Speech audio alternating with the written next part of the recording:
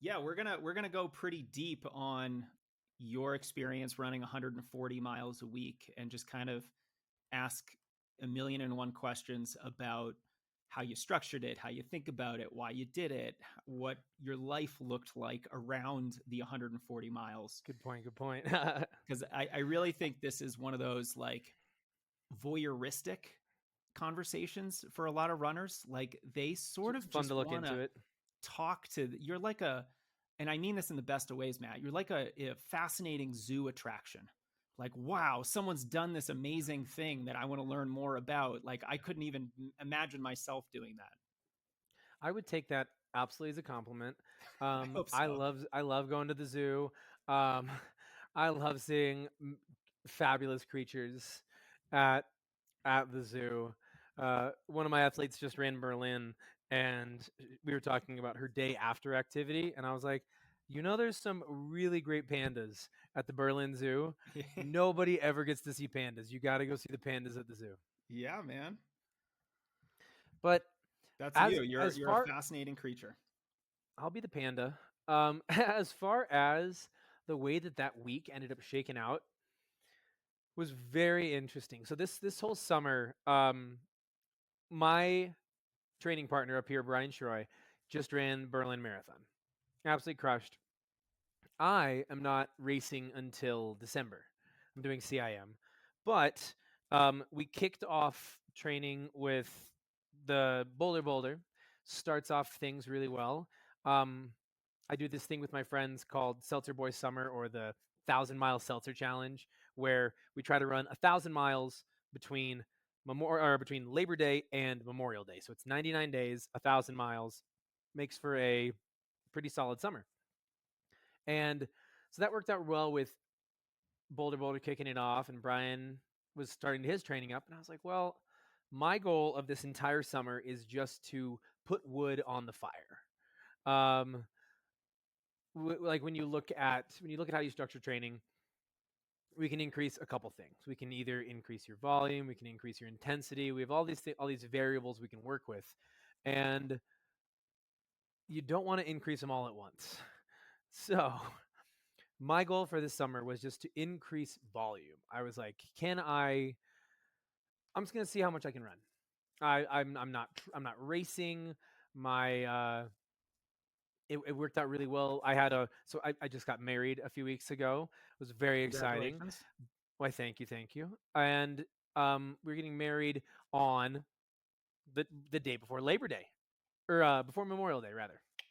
I always mix the two, but it was right before Memorial Day, and no, Labor Day. Labor Day. You just got married. Labor Day, September 5th was Yeah. Labor Day. So it was the day before Calendars Labor are Day. hard sometimes. I get it. They're really tough. And so I was like, all right, well, I've got like this 99 days of hard work. Uh, let's see how this goes. And I just kind of wanted to push until I felt a wall, which, again, this is not a training recommendation to everyone out there. Um, this is a study of one. And very much was like, all right, I'm not racing till later in the year, so I just want to see what I can hold down for some consistent work. And I ended up running like, golly, what was it? Just shy of 1,400 miles in the 99 days. Um, it was a lot of running. That is a lot of And running. it's a lot of running. I've never ran this much in my life. And eventually it got to the point where I had started to stack a few consistent, like, 100-mile weeks. And that's like in the running world, that's a thing because the human mind likes big round numbers. And is 100 miles better than 95 miles? It's all about like time on feet and whatever works for you. But I was like, yeah, I'm just going to try to hold down some training where I'm running like 14 to 16 hours a week. I break that up pretty consistently. I always work out on Monday morning, double Monday afternoon, medium long run on a Tuesday morning. So like 90 to 120 minutes. every Tuesday. Usually take Tuesday evening off. Don't run twice. I usually go and lift on Tuesday evenings. Um, Wednesday morning, run for 8 to 10 miles. Wednesday evening, 4 to 5 for the double. Thursday morning workout. Thursday evening double. Friday morning, like 8 to 10 miles. Friday evening off. Saturday morning long run. So usually 2.5 hours or longer. If it's a workout, I'll double after the long run. I don't recommend that to everybody. Sometimes I just like to shake the legs after a really hard effort, like for 15 minutes. And then like 10 miles in the morning on Saturday, 5 miles in the evening. And that's like ended up being about my pretty standard split of the week. Then it was just like, depending on how long any of the workouts were, would vary. Was this like 105 to 120 mile week, somewhere in there? But when it came to that big 140, um, it ended up working around this really cool adventure that some of my friends had planned. I'm a dirty, rotten, no good road runner, and I spend all my time training on the roads and a little bit on the trail. But I've got two friends who are just fabulous trail ultra people, uh, Trish and Olivia, and they were like, "Matt, you should definitely come along with us. We're running the collegiate loop." And I was like, I don't even know what this is. But this is like two girls who, one of them has the FKT across the Erie Canal. So like 410 miles across New York. They're very good at just like big ultra distance stuff. I've paced Trish in 100 miler before. Known Olivia for years, and it was like, oh, they were like, you're gonna have a blast. We're gonna do this. We're gonna run this big loop. And I was like, I don't know if I can make it for the whole big loop, but I'll at least catch you guys at the halfway point. So the collegiate loop starts at Twin Lakes, um, goes down past Buena Vista to Monarch Pass. From there, you go up the Continental Divide Trail on the west side of the loop, all the way back towards Twin Lakes. So there's a bit of crossover from the Leadville 100-mile course, a little bit of the fun that you're used to of Hope Pass, I would say hardest part of that course. So we got to run all that. And I I think that this was definitely, I don't think I set out with the intention of running this like 140-mile week, but I was like, all right, I'm in the middle of my summer of fitness, the summer of seltzer. I'm not going to change anything. I'm going to do my normal thing. I'm going to run I'm going to run like the same week I described, where I'm going to have my pretty standard split. And then we get to this, the halfway point of the collegiate loop where I was jumping in, and I had been sent it the night before. So I didn't really do much of a recon on this, which goes to show my that I am truly the novice out of the three of us. And I look at it and I was like, this looks like a big weekend. I think we're running like about 100 miles this week in like the next 3 days. And that was exactly what we did.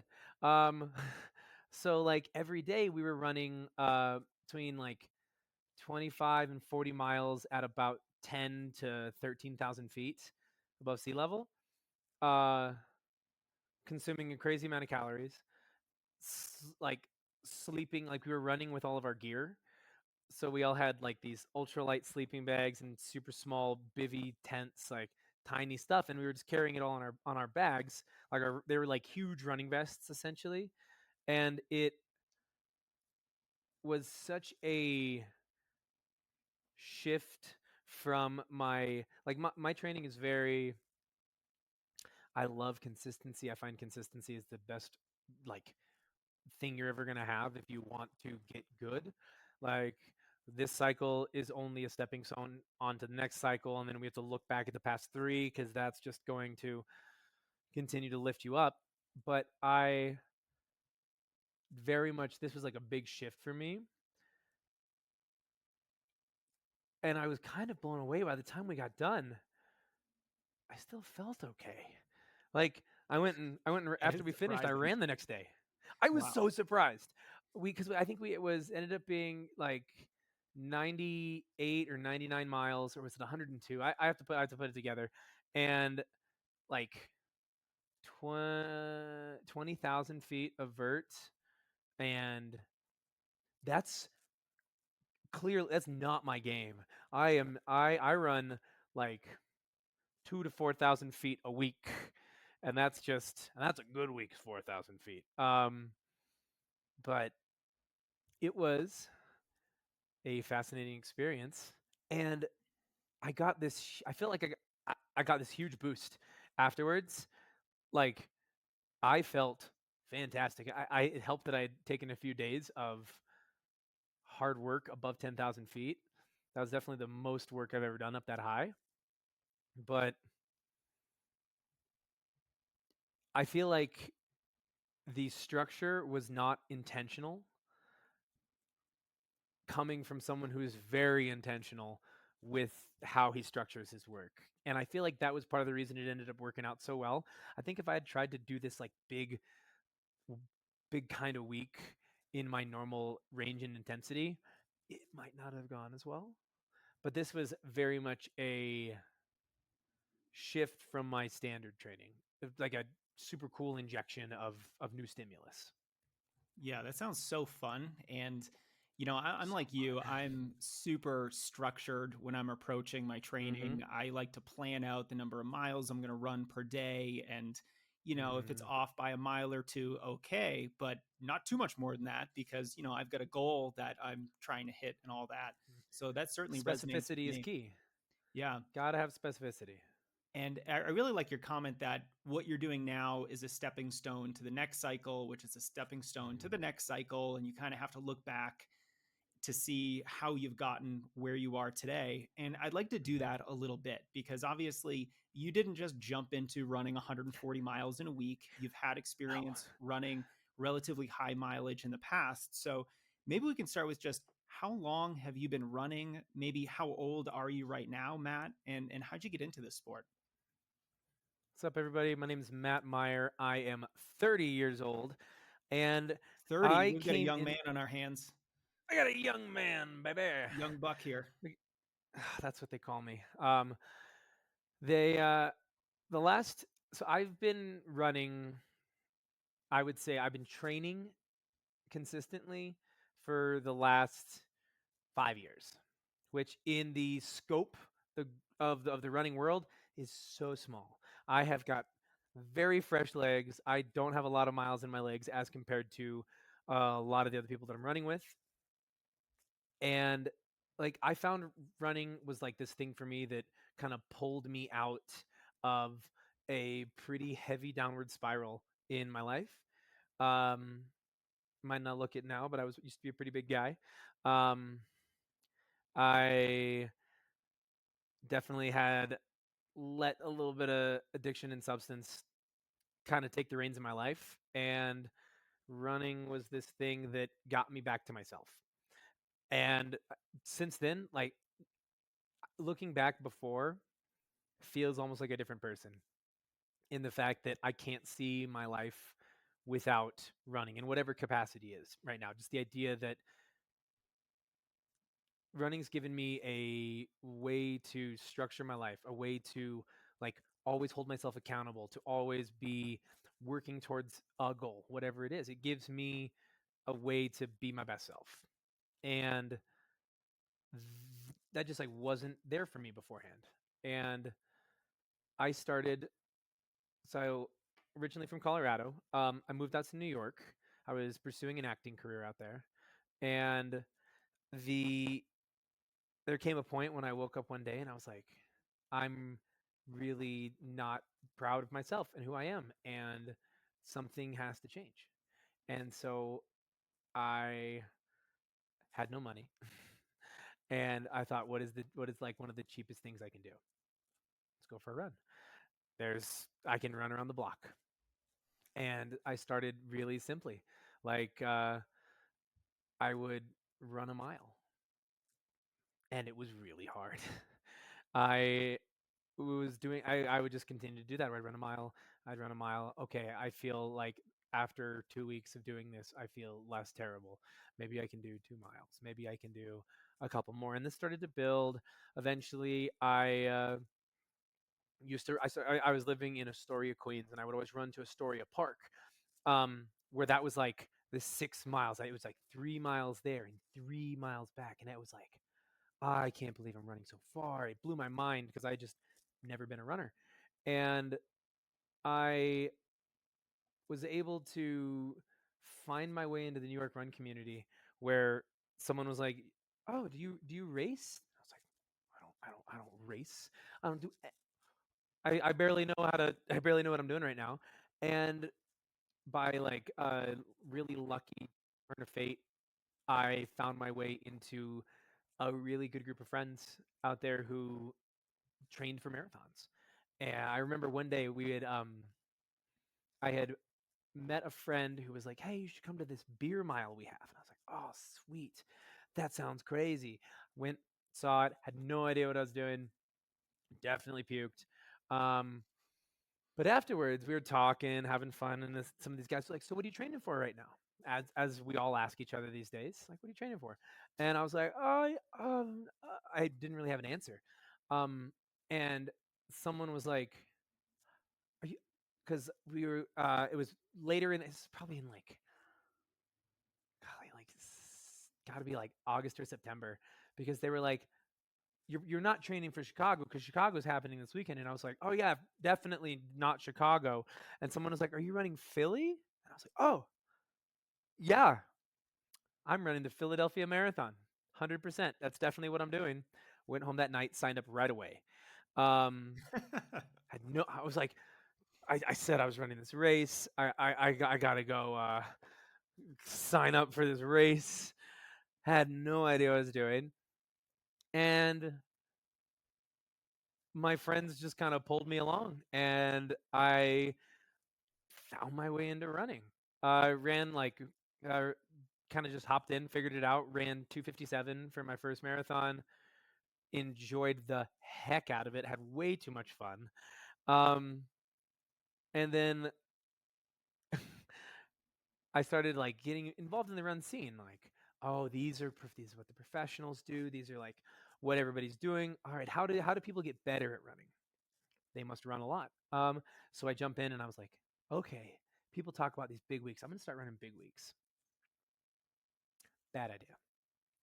I had gone from like 20, 30-mile weeks, jumped up to like 90 to 100, bilateral tibial stress fractures really, really quickly.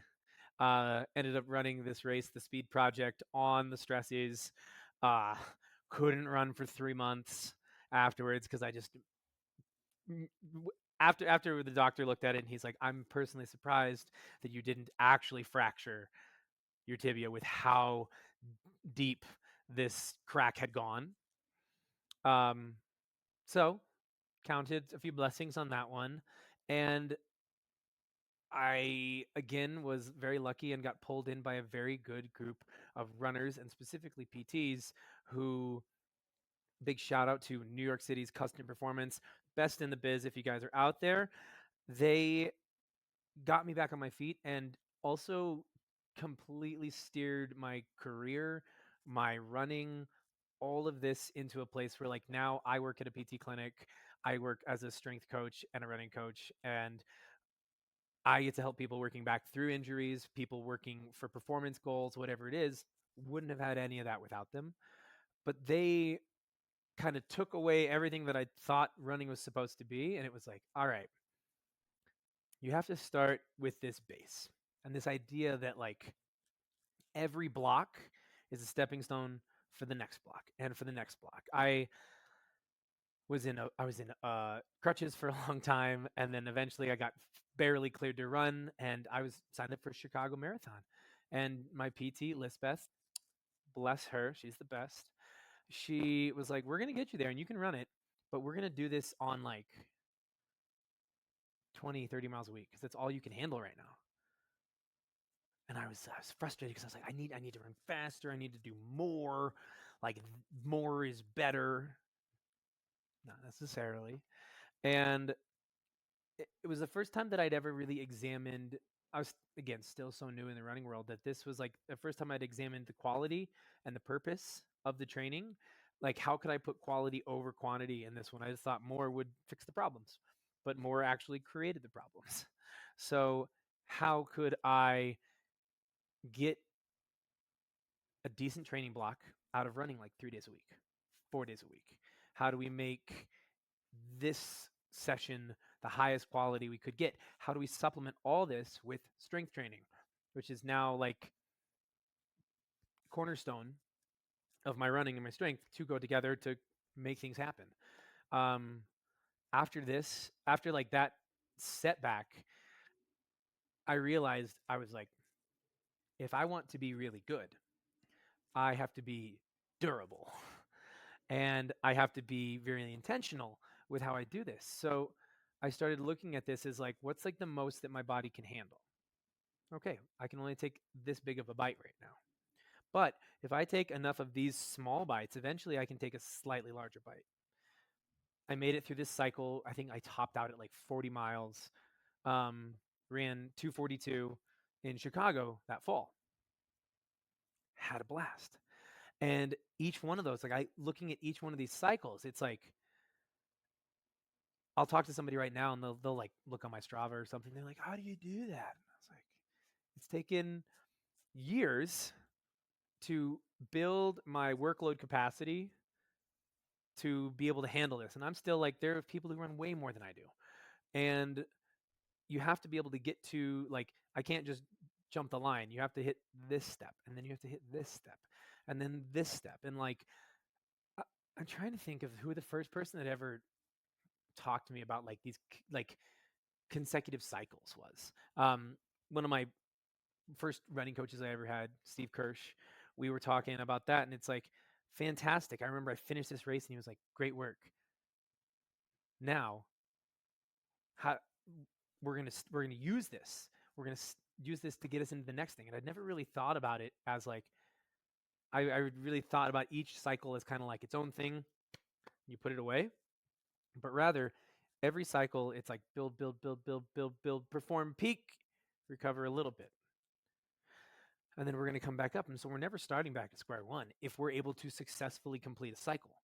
And so if we look at a runner and we see, oh, well, they're running these times off of one completed cycle. What can they do off of 2 consecutives, 3 consecutives, 4 consecutive healthy cycles? If you can run consecutively for a year without any non-deliberate breaks, so like non-planned breaks. So like, I take a lot of structured downtime. I just came off of like 2 weeks of jogging a couple days a week, like 15 miles total. But I'm on my way back up because I just came off this huge summer, intentionally taking these downtimes so that I can connect all these cycles, because it's like, I can only do so much in 15, 16 weeks. But if I look back at like, what can I do over a year? And that became the goal, was like, how do I become a really durable runner? How do I become a really strong runner? By linking cycle to cycle to cycle. How do I, because I am like, I have these big goals and I can't reach them in one cycle. So I have to look at this from a big macro view of, okay, let's get to this place in on the road, and then we're going to take a little downtime, recover, reset, and then keep going. So now that we are a little farther down the road and a little farther down the road, like the weeks that I can run now, even a year ago, I couldn't do. And that's something that I love about the periodization of the training, is that it's like, each one of these is completely built on what the last one was and the last one was. That's all about the progress. Yeah, and you've certainly experienced all this progress. It's pretty amazing to hear it as you kind of walk through this journey through the sport of running. And you had some talent pretty early on. I mean, your first marathon, you ran a sub-3. You said your training wasn't great. You didn't really know exactly what you were doing. I had no idea what I was doing. But you got that sub-3. Then you ran 242. What's your marathon PR right now? Right now, I've ran 2:34. We I've had a few hiccups over the last few cycles. If I like this goes into what I think it's really hard. We spend as runners, we spend months training for one day to go really well. And not even just one day, but like a couple hours on one day to go really well. And my last two races have not gone super well. I ran Boston earlier this year, ran 2:35, pretty hefty blow up for me. And I ran Chicago last fall in an absolute inferno. And that didn't go super well either. 2:39, I think. Uh, but each one of those, I would look at it like I didn't get a PR on the day, but that was very much like a PR cycle for me, where I'd look at the whole cycle where I'm like, wow, I was able to, in this one, run more than I ever have. I was able to run super consistently. I was never injured. I was pulling like lifting PRs along with my running PRs. I was like, the whole cycle looked great. So I'm going to take that as a big win, even though the day didn't necessarily pan out the way that I wanted. I haven't gotten the time on paper that I really like. We're shooting. I haven't. Well, I'm gonna knock on the wood. I'm really shooting for around 225 for CIM this year. Super exciting. And Very I think exciting. you have such a healthy mindset around your training because it's so easy to get obsessed about the end result, the final outcome. Mhm. But you're taking this very holistic look at your training and you're looking at, hey, I'm running more consistently than I ever have before. I'm lifting heavier weights than I ever have before. Mhm. I'm running higher mileage weeks individually than I ever have before. And it's this macro view that I think is one of the big reasons why you've likely experienced so much progress just over the couple Mhm. years is that, like you said earlier, you're not trying to take a huge bite today. You're trying to take a manageable bite today, and then a little bit later on try to take in a Mhm. slightly larger bite. And it's that very gradual approach that I think is super healthy. And one of the things I'm always trying to get runners to think a little bit more about is their annual mileage instead of their weekly Yes. mileage. Because yeah, we can talk about 140 miles a week and slap you on the back, Matt, and you're Mhm. so tough and you're such a great runner. I'm actually more interested in what you've done over the course of a year because it's that level of consistency that I think Yes. is even more impressive. And Mhm. you even started this whole story with the summer of fitness, the summer of seltzers. I don't know how the seltzers kind of work into that, but I They're like it anyway. delicious. They're delicious and very helpful when you come in from a hot run. You crack a seltzer. I did Key. have a summer where I maybe unhealthily drank LaCroix seltzers Oh like yeah. I was pounding beers. It was that level of aggression with the seltzers, but at the same time, There's an aggression to it. yeah, but I was so hydrated. Oh, I'm like a big polar seltzer guy. They're my favorite. Shout out to Ruby Red Grapefruit Polar, number one, goated by of all time. I go through like in the summer, I'd go through like 3 12 packs because I would just come in and be like, "Oh, I'm so thirsty. I'm so thirsty," and it's like a very special quenching feeling that I can only get from seltzer. But when It, you see like you're looking at like the macro cycle and like the big one, like that 140-mile week would have been stupid if it then detracted from from like the 3 months. If like I always talk to my clients, like one day should never overshadow the week. 1 week should never overshadow the month. 1 month should never overshadow the cycle. And like we have to think like, okay, yeah, I could do this really cool big thing today. And we should pick those days. Like throughout the year, we need peaks. We need peaks to complement the valleys. But if you are always trying to peak, it eventually just becomes this plateau. As opposed to like pick the moments when you want to be successful. If we sit in like this comfortable zone of like cruiseville, that's what we want. That's when we can keep things consistently. Like I think I'm just about to like 3,000 miles on the year already, and I'm just starting my CIM cycle started this week where I'm like, all right, we're gonna pull big miles this year. We still got way more miles to go. And it's I think if you look at it from like we love PRs. PRs are great.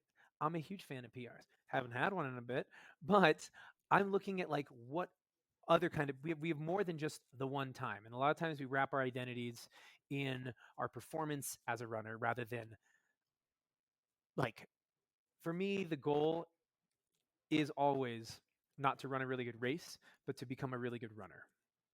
And I feel like that's like the thing I always try to come back to is I'm not trying to just run one really good race. I really want to become a good runner. And that is I can't do that on one day. I have to do that over a period of time. I see definitely it's a Boulder thing. I see people that are twice my age crushing. I see I work with clients that are in their 80s that are still doing what they want to do. And I'm like, that's the goal. How do I keep consistency here that can like carry on through the rest of my life? Because if I do something now that takes it away later, it's no longer worth it for me. So like I'm doing what I can now that still allows me to pursue my goals, but also isn't going to absolutely crush me. What I love about this, Matt, is that you've done something kind of special in training. Get this huge week. It's this really round number, 20 miles a day, 140 in a week, but you're Mm-hmm. not putting it on a pedestal. You're not saying like that was the goal. You're sort of just admitting that I did it because I could. It was fun. It wasn't the end goal, and it didn't detract from the rest of my training. And I think that is like the way to go about it because, like you said, if you ran 140 miles in a week, but then you got injured and you couldn't run for 6 weeks and you were dealing with treatment and it was this chronic cycle of, man, I got this Mm-hmm. big issue now. Who cares about the 140 miles in a week? You Because now all of a wasted it. sudden you can't even run anymore. You 100%. wasted all the work that you'd put in beforehand. 100%. And like you look at, and this is something I try to talk to athletes a lot about, is don't leave your race out in training. You you you have to take. We're talking about little bites. We're taking bites, and that is like how the human body works. Is that like we take in a bite, we like adapt, and then we're a little bit better.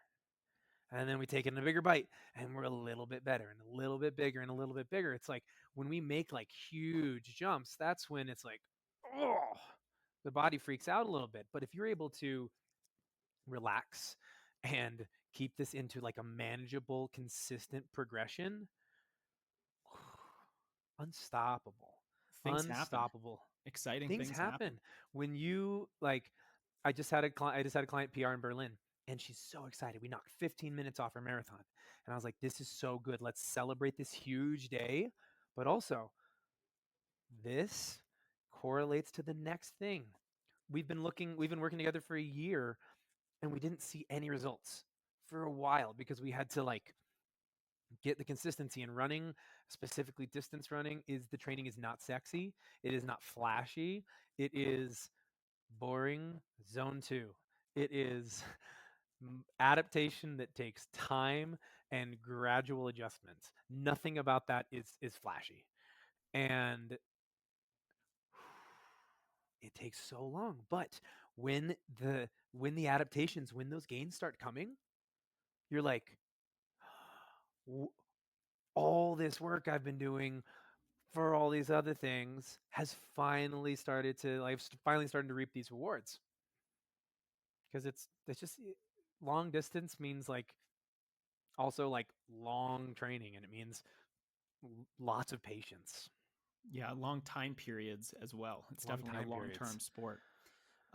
Matt, I'd love to back up a little bit and talk about specifically how this week was structured because you had this big adventure on the weekend, this three Mm-hmm. day, almost about 100-mile adventure in the mountains. And so, it sounded like you rested a little bit heading into this weekend adventure because otherwise maybe Mm-hmm. you would have run 180 or 200 miles during the week, which would have been a little crazy. So, A little can you walk us crazy. through like how the week looked of the 140 miles? I'll pull it up, especially. I'm gonna make sure I'm good and accurate on this one. The so like I still maybe this is the part of the fun one. Is like I still uh ran a lot of the workouts that I wanted to, which is kind of goofy. Like I had just came off of, let me see if I can pull it up. Yeah. It was like right around the 4th of July. So I had been up in Montana visiting some family, and I'd had like some downtime where I had been pulling like a few big weeks beforehand, um, like 100 to 110 miles, just some steady work, letting the body adapt. And life happens when we're running, which sometimes I think we all forget that, especially if we're not professional, we're not getting paid for this. We should do this because we like it. And whenever like running starts to take away from enjoying your life, I don't find that to be super healthy. Um, but I was able to, so like took a few days. I think I took like 2 days off, like 4th of July, so that I could just focus on like riding boats and drinking beers and other fun things. But going into that week, I'd still did like my normal thing where I had like easy. I was still doing those same things where I like had like a Tuesday morning workout. And then I'm looking at it. I shifted my week around a little bit. So I had a Tuesday morning workout with an easy double that afternoon. Wednesday ran my hour in the morning, doubled for 5 that evening. Then on what is that? Thursday, ran a threshold little wave tempo that morning. Shout out to the wave tempo. Favorite way to run tempos. Um, with an easy 5 mile double. So what is that? 13 in the morning, 5 miles in the evening. Took like a nice easy jog the next day. I think just ran like 4 miles. So I tapered it down a little bit. I wasn't nearly as aggressive as I would have been throughout the week, but going in, I definitely had no clue what was waiting for me. I pulled back a little bit, but then like by the time I got back the next day, I had God, I think I ran I did I run a workout? I didn't run a workout. Um that that Tuesday, the day after, because I think we finished our run, we did like Friday, we did Saturday, Sunday, Monday to do that big chunk. Um and then Tuesday, I was like back on to training where I ran like what is that? 12 miles that morning, 5 miles in the evening for my double, where I came back down. I was like, whoa, it's so nice to not have a pack full of my gear, and I'm not at 12,000 feet. I feel amazing down here. But like, I just didn't let the next week detract. I still ran like the following week was still like 96 miles. Following week was just over 100. Following week was 105. Didn't want to let it come down. Do you think it was helpful for a bulk of this mileage during this mega mileage week to be very different than the way that you normally Yes. run your mileage? Because first of I all, would. different surface. You're on a high elevation, Mhm. high altitude trails. And because of the altitude, because of the surface, no doubt you were likely running substantially slower than you were running in Boulder or in Denver, where the altitude is a lot Mhm. lower and you're on the roads. Very much so. The like average pace was like twice what I would normally do.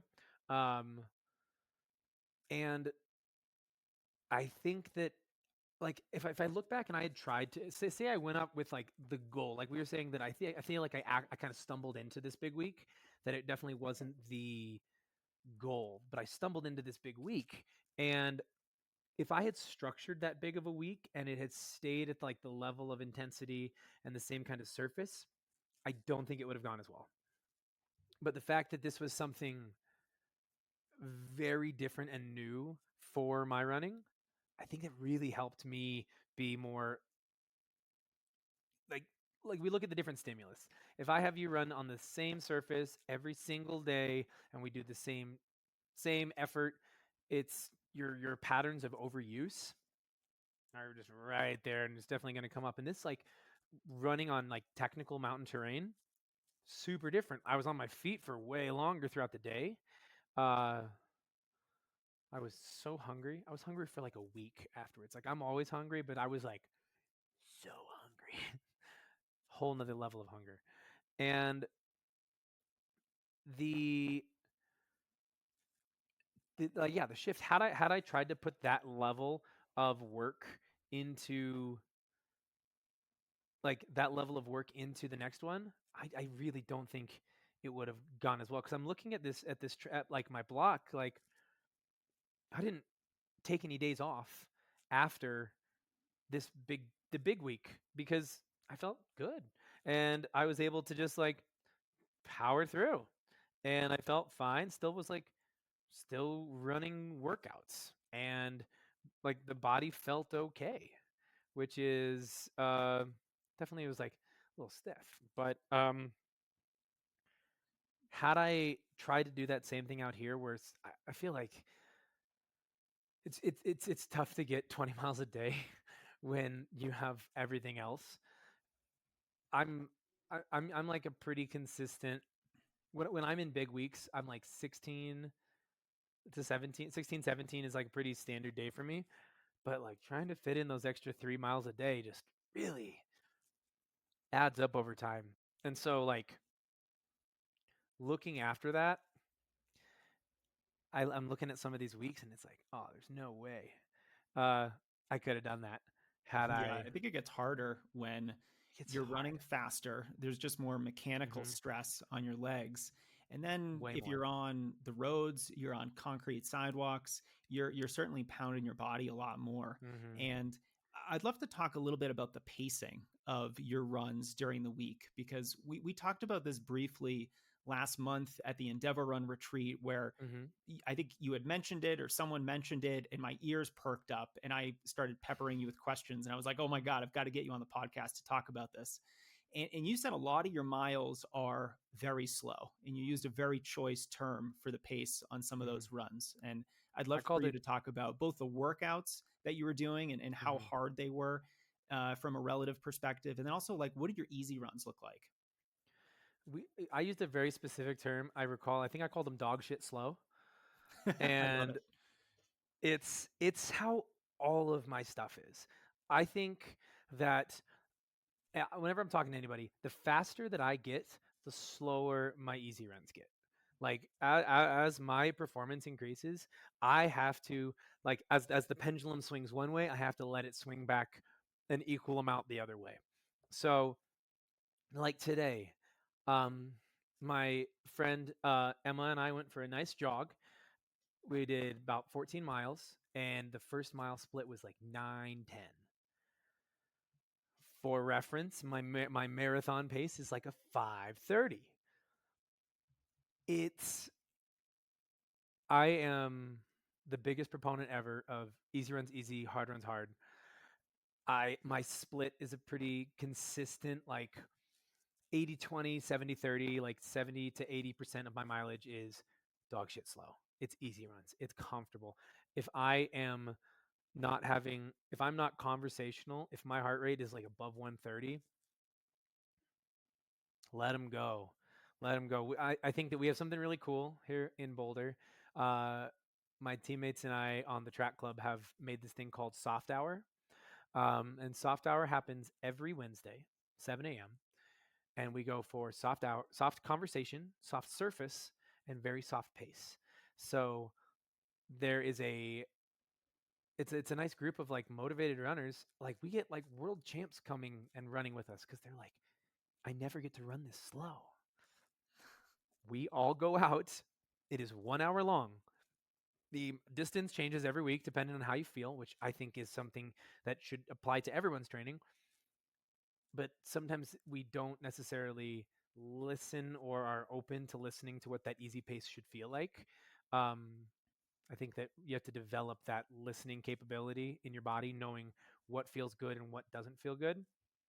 Um, but we're running like 8:30 pace or slower, and that's again 3 minutes slower than goal marathon. And it's key. It's what all my like I can't start fast. I can't start fast. I like when I look at my training throughout the week, I run probably 2 to 3 workouts a week. I would say Monday morning, Thursday morning, and then like alternating Saturdays. Like if I do Saturday at this intense, following Saturday is going to be just chill miles. Um, Also depends on what the focus of the training is. Are we in like a marathon block? Are we training for a 5K? All depends on your goals. But for me right now, I spend the most amount of my miles very easy, slower than 8 minutes. And I love that because it's comfortable, it's conversational. I'm lucky I get to run with people a lot, so I'm running with my friends, and I don't want to be huffing and puffing. It's also in that gray zone where I'm not getting anything out of it if I'm running faster. My body is not getting any of that adaptation. It's I'm getting fatigued without actually working hard enough to get any gains. Um, so I don't want to waste my time. But when it comes to workouts, we're doing so right now we're in a marathon block, so we're currently really focused on raising threshold. So for me, threshold pace is like 5:15 to 5:25. So I spend a bulk of my work in like this very specific like 10-second range. um if it's shorter, it squeezes down a little bit tighter, but also we look at this like blocks. Same thing with our training. It's all about adaptation over time. We 2 weeks ago we were doing like things where I was like, all right, let's like start to take bites out of 400s. We're gonna do 20 by 400, 30 seconds off, um, at threshold. So I'm taking. So for me, that's running like 78 to 81 on that 400. So that puts it like right in that like 5:15 to 5:25 range. So super small. I eventually want to run a marathon at that pace. So I'm going to start really small. Can I get good at doing it this big? Then last week it's like, okay, let's jump that up a little bit. Let's do some 800s. Earlier this week we did that built into Ks. So now it's like, all right, can I do 1,000 meters on, 200 meters off at this pace? So it's all about like for me taking like these small bites again. Same thing with my mileage. Same thing with everything else. Get good at doing the little thing, and then build it, build it, build it. And I'd say that makes up like 20% of my training is the faster stuff. But changes with elevation, of course. Like we have to give ourselves that little bit of that um, difference between what I would run at sea level versus what we run up here, what that converts to. Uh, but very focused right now on the marathon and very focused on raising my threshold because I feel like I'm already an aerobic tank. Um, I can run a long time, and my short stuff feels great. I feel like I'm still maintaining a lot of turnover. A lot of that comes from strength work. Right now, I'm focusing a lot on explosive concentric movements. A lot of jumping right now, just to focus on leg spring stiffness. Ran 28 in a 200 this week after 10 by K. And I was like, hey, we still got some wheels because we always want to maintain, even as marathoners, we want to maintain that quick, fast fiber, that nice, spicy stuff, even though it's just a little bit. We're maintaining those fibers without putting all of our focus on it. Is Matt, that, when you I think were that's a roundabout way. sorry, I was going to ask when you're in a big week, when you're maybe Mm-hmm. 110, 120, certainly when you did 140, were you also focusing your workouts a bit more on the threshold related work? And I ask Mm-hmm. because, I think of all the different types of workouts that you might be able to run. Threshold is starting to get to the point where it's slow enough where the mechanical stress isn't nearly as fast as if you're running 5K pace, or as if you're Yes. running anything faster than that, VO2 max oriented type workouts where you're really pushing the intensity. Mm-hmm. And I think when you're optimizing for volume, which you kind of said you were doing, the intensity has to come down. So was that your mindset going Mm-hmm. into this kind of a big week? You can't raise them both. Like you have to pick. Are we going to raise volume this week, or are we going to raise intensity? We're going like I can't do volume and intensity at the same time. That's a recipe for getting injured. So we're going to maintain. So like maybe we're going to bring down the intensity this week, but we're going to increase your volume. So I'm spending a great majority of the time at that threshold, or even sub threshold. We do like I'm a big fan of doing like 80% of marathon pace up here because that works really well in my body. It is a low mechanical stress, but I'm still getting like great aerobic and like aerobic adaptation. Where if we're doing like, say, I do a 10-mile tempo in the long run. Now, if I did that to like true tempo, that would be tough. 10 miles up here at tempo is challenging. Even 10 miles up here at marathon is challenging. So like this weekend I ran 22 on Saturday. Um we'd done what was it? Monday was 10 by K with 400, 300, 200 at the finish. Nice easy runs throughout the week. Medium long for like 12 or 13. Easies on Wednesday. Thursday did 20 by 400 at that like light, like still threshold effort, but then with like a big hard push at the end. And then Saturday came around for my long run. It was 9 miles easy, and then um, 6 to 10 miles at like 550. So that's like 80% of marathon effort where I'm running like hard effort, but I don't want it to detract from the next week because if I did 10 miles of marathon, I would be wrecked. I was able to run the next day and feel great. And so like we spend a lot of time in that threshold zone. That's for me personally, again, this is study of one. uh some people need to build this side of their engine or this side of their engine. So you have to find what works for you. Um, for me, my biggest struggle is I run out of leg in the marathon at like 2 hours right now. And then those last 30 minutes, I'm like, I just really am starting to fall apart. So for what's going to help the most is building that threshold where like I'm raising my ceiling. Um, of being able to be in this hard zone, but it's not 5K pace. Like you said, the mechanical stress of this, I'm trying to get like how efficient can we be in this zone? How comfortable can we be in this zone? How mechanically efficient can we be in this zone? Little things over time. And It's very you can cool to put in see a you. lot. Yeah, it's really cool to see you practicing the same principles that you preach to your athletes.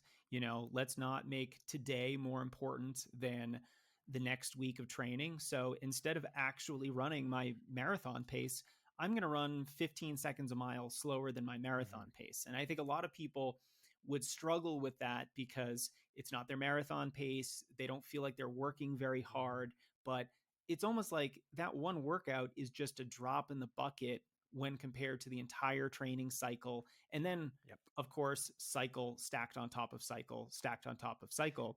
You'd much rather Mm-hmm. get in that 80% workout and be healthy enough to tell the tale and continue running. And then I can hit it hard next week too. I don't feel like I ever have to pull back. Like I show up, literally I ran that and then what is it? Today is Tuesday. So yesterday I ran 3 mile, 2 mile, 1 mile, and my legs felt fresh. I was fine. I did a lifting clinic this weekend where we were focusing on some like barbell technique. I was I knew that was coming. So I was like, all right, we can't hit it too hard in the long run because then by the time Monday rolls around, I mean, your long run is still the cornerstone. That's like what everything else is built around, the cornerstone of the week. By the time my Monday workout came around, I was still good to hop in and run like threshold work. Where again, it's not going to be that same level of muscular fatigue or mechanical breakdown as if I was running like really, really fast. If I was doing 5K or below, everything there, I was between marathon and like just like little bit. I think I ran like, I think my last mile, we ended up like 5:20 for that last mile out of the 3:21. And that's like right there towards the end of that threshold. But that's where a lot of this work has to live inside. Like we think about these big spectrums of pace. We want to be flexible, of course. Like I'll have clients that get a little frustrated and they're like, oh, I should have been running this, but it needed to be 2 seconds faster. And I'm like, okay, this 2 seconds faster is not important. I don't want to say like it's not important, but in the grand scheme of things, it's not going to be a huge, it's not going to make a huge difference. What's more important is like, can it be super, like, can we be consistent, smooth throughout this workout? If that 2 seconds is what determines the difference between you making it or breaking it, I'll give up that 2 seconds all day. I want you to keep going steady. So for me, like, same thing. Like, can we look at this from a big cycle? Can we take the macro view? Can we take the micro view? What is the micro win here today? What is the macro win here today? Yeah, it's funny. I had a very similar conversation with one of my athletes last week because she did a tempo run and her tempo splits were, I think on average, maybe 8 seconds per mile slower than they quote unquote should have been. And she wanted a pep talk. She wanted to be kind of talked off the ledge because she was feeling really down about herself. And, when it comes to tempo pace too, there's so many other factors that influence, where that line between aerobic and anaerobic is and your lactate levels. I'm like, look, you then went on to list this whole litany of factors that were working against you on this workout day. You didn't get a lot of sleep. It was hotter than usual out. And the list went on. Of course, you're going to be a little bit slow. I don't really think the body actually knows too much of a difference between, Oh. if you're running 6:45 pace for your tempo runs or 6:36, considering all the other things that are going on. Tempo is an effort and tempo is a range. Yes. There is the like people are like, my tempo pace is blank blank blank. I was like, how do you know? So, some days that might feel really easy, and some days that might feel like the hardest possible thing to do. And you have to adjust. You have to adjust. Like, you talk to any pro athlete, they might wake up and they're like, we got to move this workout. I don't have it today. And that's okay. We all have to, you have to have this element of malleability and flexibility in your training where, you know what? The amount of times I've shown up to a workout and it's been like, all right, we're going to run 8 by mile, or we might run 6 by mile, or we might run 9 or 10 by. You don't know how you're going to feel until you're in it. And then you have to like continue to build this relationship with your body. It's a conversation that you're always having as a runner. How do I feel? Oh, that rep felt like rep was so bad. Okay, this is your first one. First run doesn't even count. Let's just toss it out. But let's like start to look at it from the bigger view. Okay, well, I felt good if I pulled back by 5 seconds. Fantastic. Let's keep it there. Let's let the next, like, what is the purpose of this run? Are we trying to focus on getting really fast? Are we training for the 5K? And then let's work it down. Are we training for the marathon? Then let's pull back 5 seconds and see if we can do 6 reps. Cool. Let's get 6 reps and talk. Does the 6 feel good? You're like, I feel like I could do 2 more, but only if I kept it at this pace. Awesome. Let's do 2 more and keep it at this pace. Like, there's no, and I feel like a lot of athletes, like, especially as they start to get better at their running, as they get like more invested in their training, they become underneath, like, they just get bogged down by the data and bogged down by the numbers. And sometimes the numbers are against you. And so, like, are the numbers not helping you feel good up top? Throw the numbers out. Just run hard. Like, What's your tempo look like? Oh, it's got to be, no, it can be anything like this. Like, what's your lactic levels? What's your blood lactic looking like? What is your heart rate looking like? What's your perceived exertion? These are all pieces of the puzzle, but one of them is not more important than any of the others. Like, have you ever been in like a workout and you were running really great, and then you look down at your watch and it didn't correlate with what you thought was happening? Because it happens to all of us, where I'm like, I just did one a couple weeks ago where we did 6 by mile, and my last one, coach was like, let's rip this last one. You're taking like you have like a down period coming up. Let's just rip a mile. Let's see how you feel. And I was like, yeah, I'm not gonna look at my watch for a while. And I was going and going, and I knew the course that we were on, so I knew where an 800 split was relatively. And I looked down and I'd ran 2:18 for the 800, and I was like, oh no, oh no, I am in over my head. Like I was fine. I was fine, but because I had an opinion and an idea of what that number actually meant, I shot myself in the foot. And then I still ran like, I think it was like 450, but like I could have kept going. But I started to think about how it was. And it goes in the same way on the other direction. Like, you might be thinking that you're working really, really hard, and then you go down and you look and the number doesn't match up with what the effort is.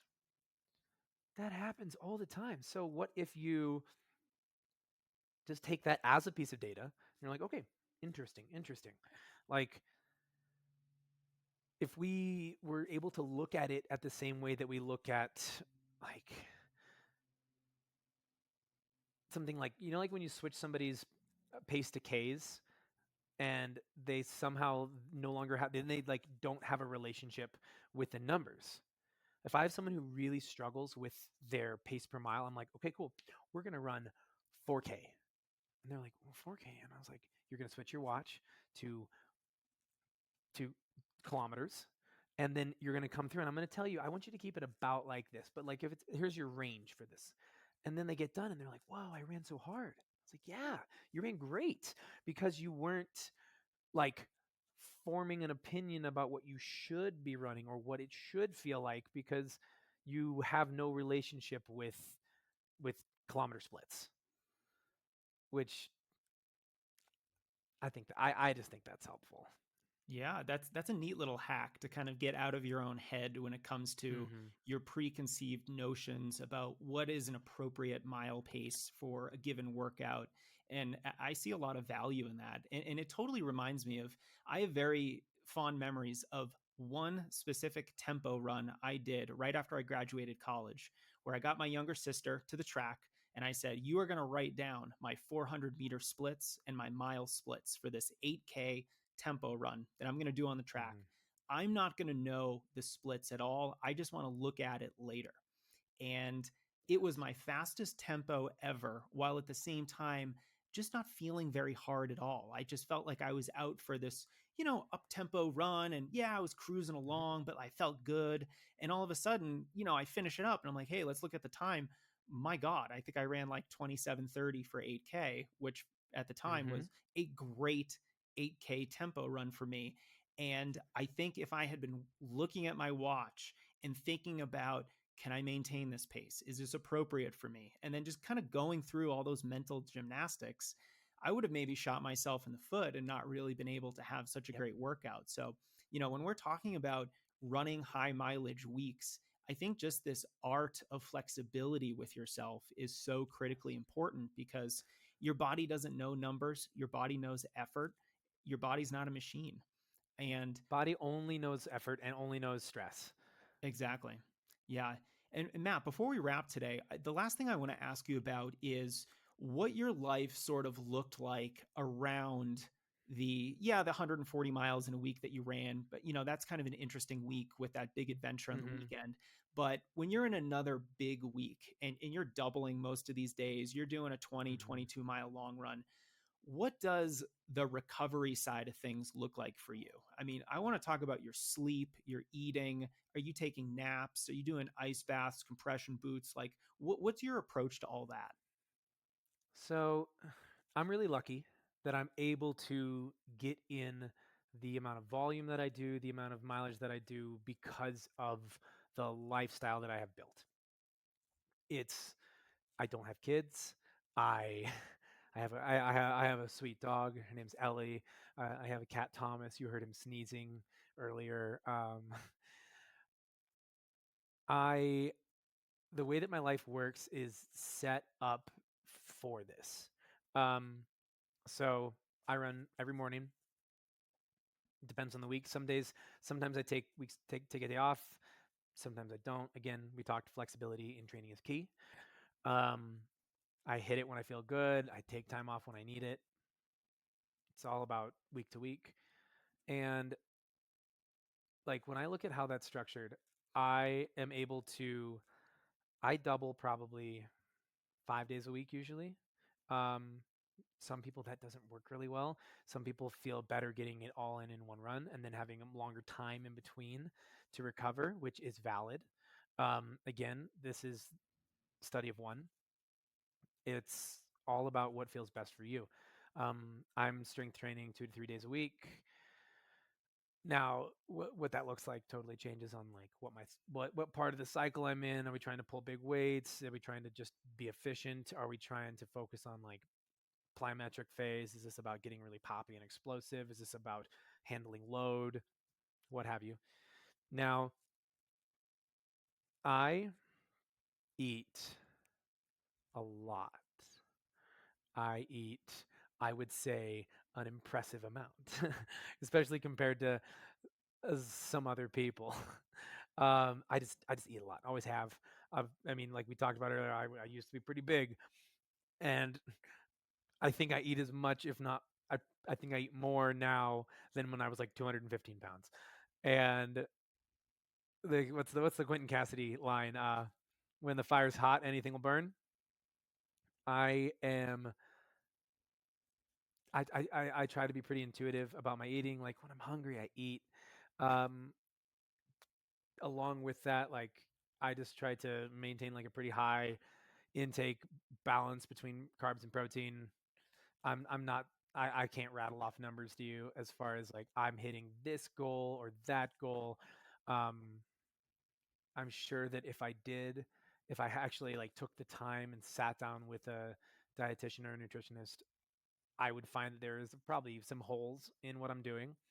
But for where I'm at right now, I haven't gotten to a place where I need to adjust anything. There's no like, say I was super fatigued, say I was like really overtrained. That's when I would like, all right, I'm going to go back, look, optimize. But right now, if it ain't broke, don't fix it. Is kind of what works for me. The way that my like work schedule is I run in the morning. I usually see a bulk of clients and patients between like 10 a.m. and 1 p.m. And then I have this really nice afternoon block where sometimes I nap. I love napping. I'm a huge napper because I am not able to get like 9 hours, 10 hours at night. I'd love to, but I have to get to that level of sleep, so I have to take it in pieces. So like I get an afternoon nap, especially when I'm like pulling mileage. If I'm in a big week, I need a nap. I need to nap like 3 days a week, 3 or 4 days a week, uh, because I'm waking up at like 5:30 to 6 every day. I run at 7 because I need to be at work by 9:30 or 10. A lot of people need to be work at 7 or 8, and so this wouldn't work for them. Along with that, I know to be successful, I need to get like 8 hours at night. If the sleep starts to wane, the performance does too. I think I don't use it anymore. I wore a Whoop for a while, and eventually, and Whoop doesn't like the way that I recover. Uh, but I think that there is something really nice in the vocabulary that they use, where they're like, "What do you want to do today? Do you want to get by? Do you want to be?" It's like, "Do you want to get by? Do you want to perform, or do you want to like to peak? It, what kind of day do you want?" And that's definitely how I have to look at it. Like some days I know that, all right, my recovery is going to be low today because I'm working all day.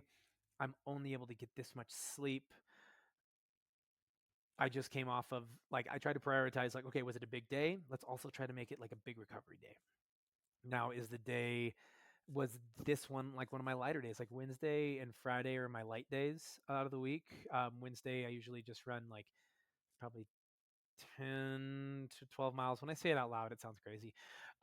That's like my light day. And then Friday is usually like 8 to 10 max. Sometimes I just don't run at all that day. So I know that like I can be a little less recovered going into that. But the biggest thing for me, my buddy Mario Frioli calls it low hanging fruit. It's the easy shit. Eat food, like hit. We run marathons, especially if we're talking marathons, ultras. When we're talking about consistent run training, you need to eat so much food. Chances are 80% of the people listening to this aren't hitting goals as far as what you should eat, because it's a crazy caloric number, because we do something that not everybody else does. I mean, I'm a little biased, but I think runners are special, and that we do this really cool thing, and that we're really awesome. And you have to have gas in the tank if you want to be able to go like that. Now, I think part of it's like, uh, this is, I would never say that I'm heavy for a runner, because that's like, that language is very problematic. But I would say that I like, I would say that I just like have more going along, but I'm also like stronger. I bet you I can out squat a lot of people um, that are in my same kind of category of runner. Just that's what my body is, and so I have to work with that. I see myself more as a Ford Ranger, less of a Ferrari, but we're building it. We're building it out, and so I know calorically what I have to hit, and it's like, all right, I got to eat a lot to keep this thing going, and if you can eat and sleep, you're going to get 80% of the work there. Like we talk about, I love all the recovery tools. I love the boots. I love the ice baths. I love the sauna. I really enjoy all these things. But that's the top of the pyramid. That's that marginal gains. That's the like, doing, are you already hitting your sleep goals, and are you already eating enough? Because otherwise, like, I'll have athletes talk to me all the time, should I buy this? Should I buy that? And I say, those are great tools, but they're going to get you 5%. They're going to get you 2%. And those are fantastic when we're already hitting the bottom of the pyramid, when we're already hitting the 80% of what's going to make us successful. Are we periodizing our training? Are we taking downtime when we need? Are we sleeping? Are we eating? Are the life factors locked in? So, okay, cool. If we can do that, then cool. Let's already jump in. So for me, one of the big changes I made was I'm saunaing a lot right now. Super fun. I'm doing like for the nerds out there, numbers wise, I'm doing 10 to 20 minutes of 180 degrees to 205 degrees without any water post run. So I'm trying to get like, there's a lot of research right now on what is the right amount of sauna. You're going to get benefits from like 10 minutes, but don't need to go more than 20 minutes. And we don't want to be hotter than like 2:05, 2:10. I find that like that end of it doesn't really work super well for me. I like the sauna at like 180 to 190. And it's after I've already ran and my core temp is already up. So that's like a little thing that I've added. And I've started to see some heat training adaptation, which is something that I struggle with. I'm not great in the heat. So I was like, all right, I'm going to keep focusing on my sleep and my food, the low hanging fruit. And now that I've like met that barrier for entry, I'm going to add in the little things. If I had access to a cold plunge, I'd probably do it. Um, I really like cold therapy, less so for muscular benefits, more so for like dopamine uh, and awareness, and I feel uh, a little bit of benefit muscular wise, just because like you're icing and regardless of whether you actually get any benefit, it feels good. Like when it's like taking Tylenol, it feels good to like bring it down, even though sometimes we want a little bit of an inflammatory response. But the little extras, I do my best to do mobility. I do my best, but like all of us, we struggle. Sometimes I'm tired and I don't want to do it. Uh, I know for me, my calves are my weak point on the body. That's the one thing that if I'm going to get an overuse injury, it's going to be in my calves, usually like tib post area. So I have to do a little bit extra maintenance there. That's like I do a little bit of Graston stuff, so some scraping in that area. Sometimes I floss. I use like a flossing band. Uh, I add in because I work at a clinic. I'm able to have access to blood flow restriction therapy, so I BFR, and I find that that kind of helps regulate some of these things. But those are all the little extra bits that complement the base. That's the tip of the pyramid that gets me like my 2%, 5% little extra help where I'm like, all right, this is just icing on the cake as opposed to can I sleep? Can I eat enough? Low hanging fruit wins every single time. Yeah, those fundamentals are so important. And Mm-hmm. I think I'm just kind of in love with this whole approach to your training because it's this, on the one hand, very strategic and intentional, but on the other hand, it's also very flexible and you don't take Mm-hmm. any one run too seriously. And I really think that there's a ton of value in that. And Mm-hmm. then in addition to that, you're being really kind to yourself with pacing. You probably run, 2-3 minutes even more Slow. slower per mile than your marathon Depends on pace the for day. easy runs. And I think a lot of other runners would struggle with that, but that's one of the reasons why you can do these big Mm-hmm. mileage weeks. And then, of course, you're taking a gradual, long-term approach to everything. So you're not jumping into things. I mean, you've done that in the past. You got your stressies, as you called them, and you Got my learned the hard stressies. way that you can't do that. Stressies from my besties. So, It's yeah, Matt, I it, it, really it it's enjoy this it's taken years conversation to because get there.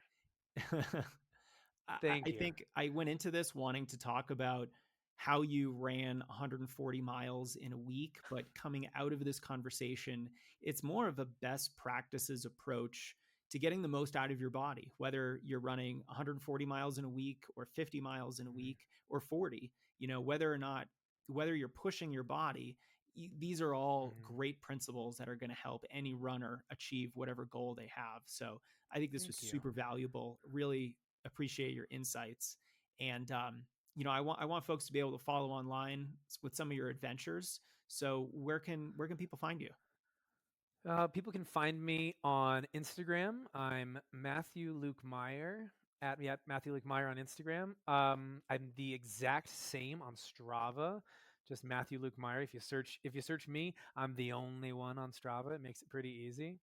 I do a little bit. That's like my main thing. If you're ever in the Boulder area and you're looking for guidance as far as your strength training or your running, I work at Revo Physiotherapy. Uh, we work with a lot of really cool endurance athletes, and you could be one of those really cool endurance athletes. So reach out to us there. Those are like the easiest places to follow along. My Instagram is mostly like I'd say it's 50-50 between running content and memes. So quality follow, if I say so myself. We try to keep things light and funny. Uh, it's a good time. You'll see me running around Boulder most every single day. Park at Twice a Tom day. Watson Yeah. twice a day. Usually, pretty much twice a day, 5 days a week. The come to Watson, come to the Tom Watson tailgate after every run. We do tend to, or not every run, but every long run, we tend to sit in Tom Watson for a little bit, crack a few non-alcoholic beers. Right now, I'm really doing a little bit more of the non-alcoholic beer in training because it's fun.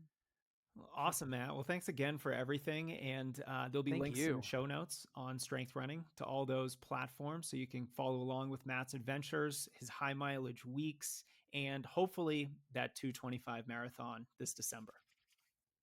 Fingers Thanks, buddy. crossed. Thank you.